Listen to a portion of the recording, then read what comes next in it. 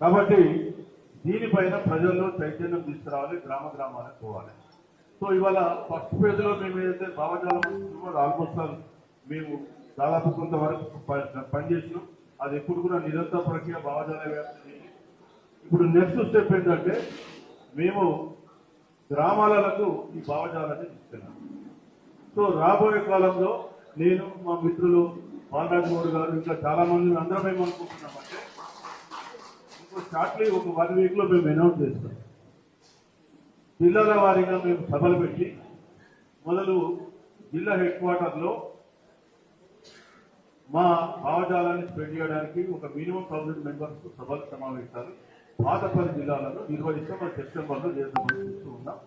డేట్లు కూడా మీకు మేము త్వరలో అనౌన్స్ చేస్తాం.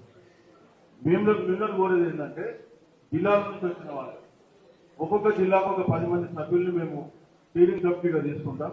వాళ్ళ ఆధ్వర్యంలో ఆ జిల్లాలో ఆ సమావేశం నిర్వహించబడాలి. అది మేము కోరుకుంటాం. ఆ తర్వాత కాలంలో థర్డ్ స్టేజ్ లో మనం ఒక సుస్థితులైన సైనికుల్ని 1,00,000 మందిని ఈ బీసీ భావజాలంతో తయారు చేయాలనేది మా ఆలోచన. గ్రామం సో ప్రతి గ్రామంలో కనీసం ఒక 5 నుంచి 10 మంది మన బీసీ సైనికులు, బీసీ దళం ఉన్నారు.